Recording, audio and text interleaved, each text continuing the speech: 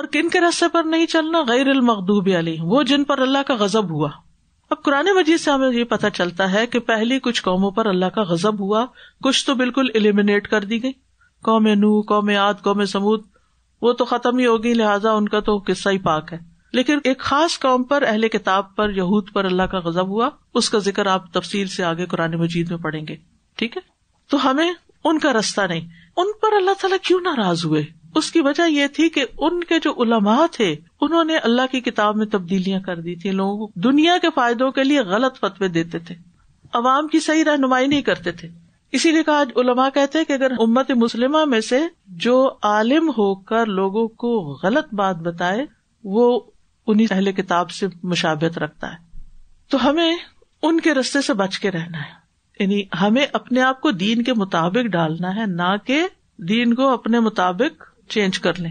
اس سے بچنا ہے، جس کا آج کل بہت زیادہ ایک فتنہ پھیلا ہوا ہے کہ ہر چیز کو ہم اڈاپٹ کر لیتے ہیں اس کلچر میں، اس میں، اور اپنی مرضی کے طریقے اختیار کر لیتے ہیں. نہیں، ہمیں جو دکھا دیا گیا نا کہ یہ رستہ ہے جو جنت میں جانے والوں کا ہے، ان کو اپنا رول ماڈل سمجھنا ہے. اور پھر اس کے بعد آپ دیکھیے کہ ایک وجہ ان کی یہ بھی تھی کہ انہوں نے اللہ کی کتاب میں تحریف کی، آیات کو چھپایا، کچھ احکامات کو معطل کر دیا، اللہ پہ جھوٹ باندھا، اللہ سبحانہ تعالیٰ پہ بری بری باتیں کہیں کہ اللہ کے ہاتھ بندھے ہوئے ہیں، اور اسی طرح نبی صلی اللہ علیہ وسلم سے حسد کیا، آپ پر ایمان نہیں لائے، اور اس طرح کی بہت ساری چیزیں.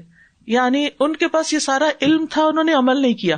اسی لیے مفسرین کہتے ہیں کہ پہلی کیٹیگری انعام یافتہ لوگوں کی وہ ہے جنہوں نے علم پر عمل کیا ہے، دوسری کیٹیگری جنہوں نے علم پر عمل نہیں کیا بلکہ اس کے خلاف کام کیا، اور تیسری جو علم سے بغیر ہیں، ضالین، رستہ ہی بھٹک گئے، وہ سیدھے رستے پہ چلتے چلتے کہیں سائڈ پہ نکل گئے ہیں، جو حق سے لا علم ہے. اور اس میں کہتے ہیں کہ یہود کے اندر علماء تھے جن کی وجہ سے بگاڑ آیا، اور دوسری طرف نصارہ ہیں جن کے اندر عبادت تو بہت آئی لیکن وہ بھی رستے سے ہٹ گئے، رہبانیت میں چلے گئے، ایکسٹریم پہ چلے گئے نا. علم نہیں تھا، علم کو چھوڑ دیا، صرف عبادت پہ چلے گئے، اور اس کو انہوں نے سب سے بڑا کام سمجھا. تو اس میں آپ دیکھیے ہمیں اعتدال کا رستہ اختیار کرنا ہے. ٹھیک، اور اعتدال کا رستہ وہ ہے جو نبی صلی اللہ علیہ وسلم نے ہمیں چل کے جس پہ دکھا دیا. اب نصارہ میں آپ دیکھیں کہ انہوں نے غلو کیا، کس میں؟ حضرت عیسیٰ علیہ السلام کی محبت میں، ان کو اللہ کا بیٹا قرار دے دیا، اور پھر آپ دیکھیں کہ ان کی والدہ کو بھی الہ بنا لیا، اور پھر انبیاء کی قبروں پہ مسجدیں بنا لی، ان کو عبادت خانے بنا لیا.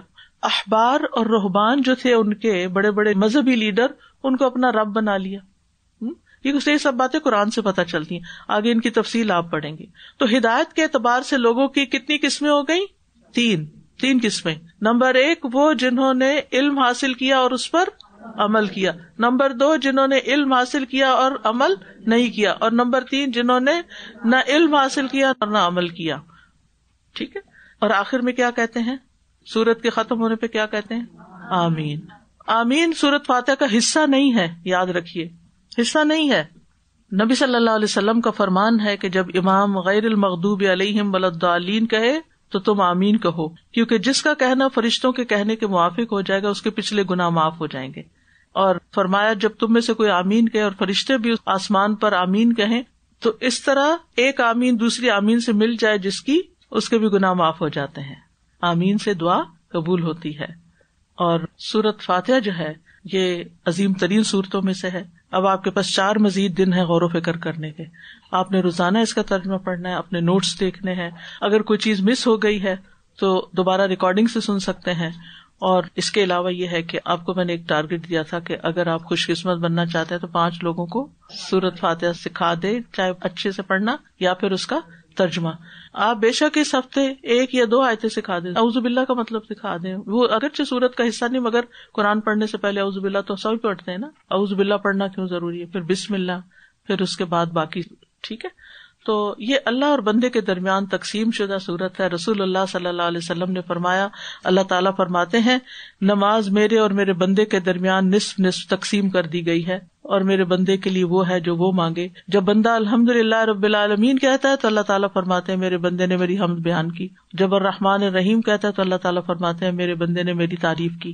جب وہ مالک یوم الدین کہتا ہے تو اللہ تعالیٰ فرماتے ہیں میرے بندے نے میری بزرگی بیان کی. یا یہ کہ بندے نے اپنے کام میرے سپورٹ کر دیے. اور جب ایاک نعبد و ایاک نستعین کہتا ہے تو اللہ تعالیٰ فرماتے ہیں یہ میرے اور میرے بندے کے درمیان ہے, اور میرے بندے کے لیے وہ ہے جو اس نے مانگا. ہدایت مل جائے گی اب, اور ہدایت مل جائے تو آپ سوچیں زندگی کتنی آسان ہو جائے کہ ہر چیز میں ہم سیدھے سیدھے چلتے جائیں.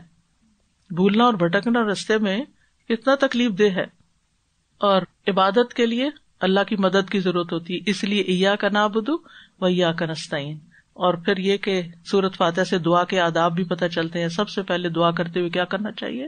اللہ کی تعریف, الحمدللہ.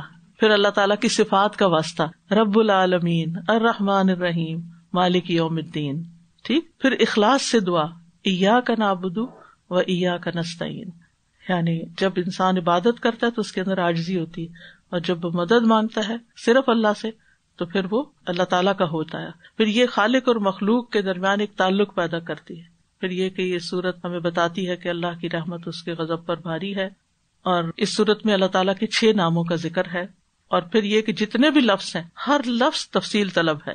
آخری بات یہ کہ یہ سورت شفا ہے. آپ میں سے جتنے لوگ کسی بھی بیماری کا شکار ہیں, کوئی تھکاوٹ ہے, کوئی قلبی روحانی کچھ بھی بیماری ہے, تو ابن قیم کہتے ہیں مجھے کچھ ایسی بے قرار کر دینے والی تکلیفیں لاحق ہوتی تھیں, قریب تھا کہ ان تکلیفوں کی وجہ سے میری حرکت ہی رک جائے. یہ تکالیف دوران طواف اور طواف کے علاوہ بھی لاحق ہو جاتی تو میں فوری طور پر سورت فاتحہ پڑھتا اور اپنی تکلیف والی جگہ پر لگاتا, تو وہ تکلیف ایسے ہوتی جیسے کوئی کنکری نیچے گر گئی. اور میں نے اس کا کئی بار تجربہ کیا.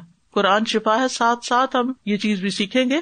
یہ چیز آپ نے پلے باندھ لینی ہے کہ کہیں بھی تکلیف ہو, کسی کو بھی کچھ کہنے سے پہلے خود سورت فاتحہ پڑھ لی جائے, اور یہ دلوں اور جسموں دونوں کی شفا ہے. ایک اور چھوٹی سی خوبصورت بات جو مجھے بہت اچھی لگی وہ یہ کہ اس سورت میں بہت خوبصورت ردم ہے.